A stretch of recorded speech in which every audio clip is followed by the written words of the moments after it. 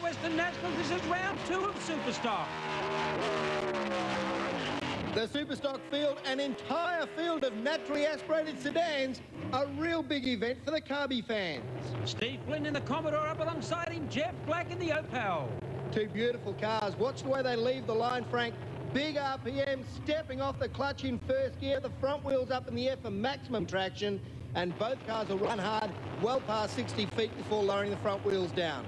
They're locked away, ready to go. Both these cars with immaculate preparation. Steve Flynn closest to the camera. Jeff Black on the far side, both out on clean greens. Flynn's got a hole shot. Flinny's going to run on with this one. Black starting to fight back, but Flynn will pick up an easy win and gets there with an 8.76 at 242k. Graham Sims in the Supra, another Chevy-powered car, and something for the Holden fans, a Holden-powered Tirana.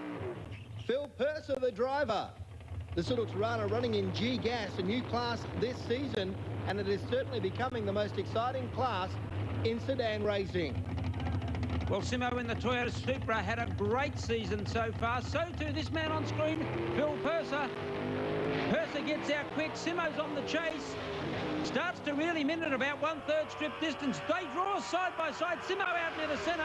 Simo gets there with an 8.67. The parachute's gone on Simo's car. The parachute's gone. You can see the back tyres just locking up as he applies the brake. And Simo's parking it on the grass. He'll be back in the next round. A pair of Mazda RX-7s, Terry Stacey and Robbie Gaycourse, the top qualifier running in G-Gas. Now, it must be tough then changing classes, a new combination, a new weight in the car to work out the clutch. How did you get onto it so fast? Put an automatic in.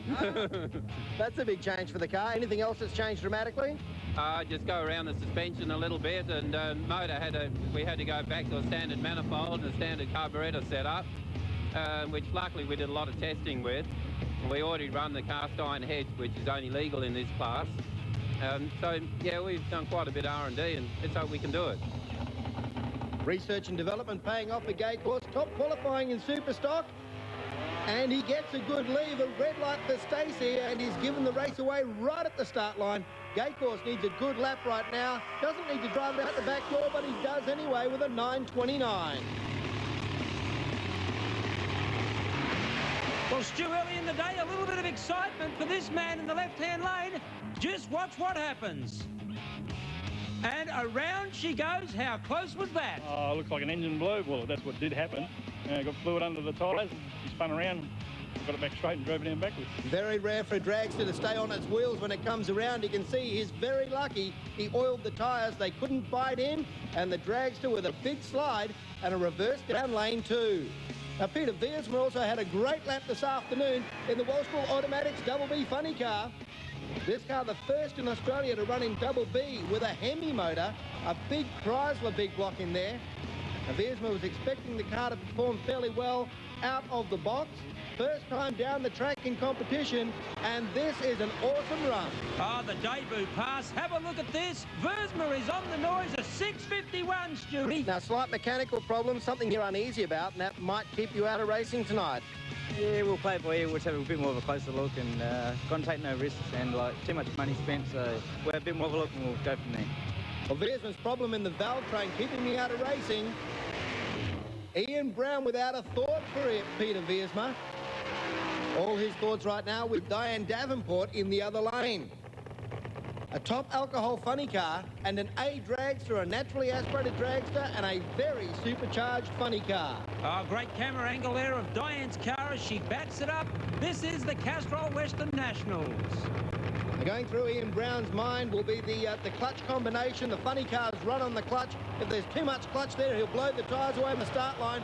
He needs a good call. Diane putting pressure on him from the start, and she's got about half a track on him, but watch the mile an hour. Ian Brown scorching through with his best lap, a 6.12.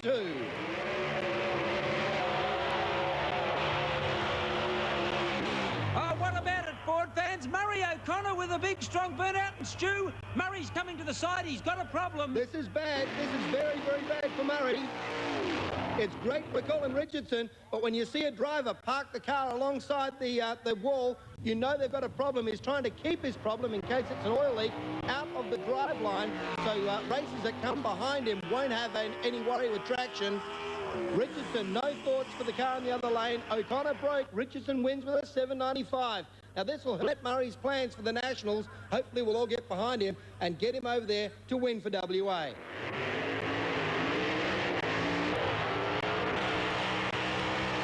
Greg Grumpy Burns with a big, strong burnout. Oh, the crowd love it.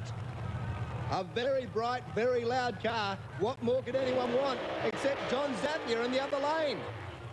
A short, sharp burnout for Zap. He seems a lot more businesslike tonight, Frank. Really wants to put the act on. He knows that to win is the best accolade. Big burnouts aren't counting tonight. But a problem, can't back the car up. The crew are pushing hard. They're trying to get the car back into stage. They're being told to get off the track. Burns has come into stage. The starter is going to send Burns on a solo. Burns has been sitting there. His engine is red hot, and he needs to drive the car down the track to get this lap over so he can shut the funny car down. Greg Burns runs through with a 740 on a hot engine.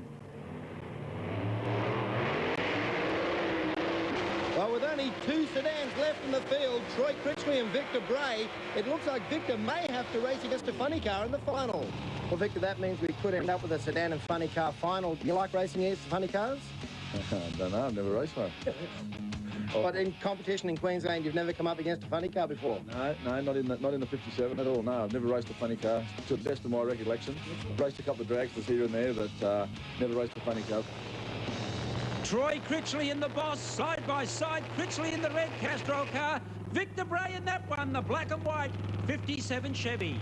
Well, this car known around the world now. Who would think that a drag racer in Australia would lead the pack worldwide? The quickest door car on four wheels. Victor Bray Chevy and Troy's red light, a red light for Critchly. They can't say he wasn't trying hard enough, Frank. He has put everything into this one, wants to get the finish line first, and Victor runs a 6.7. Coming at you after the break, more of the Castrol Western Nationals. Monday, Perth's runaway lovers. I couldn't imagine life without her. The law said they were too young, The judge said no. so they left us.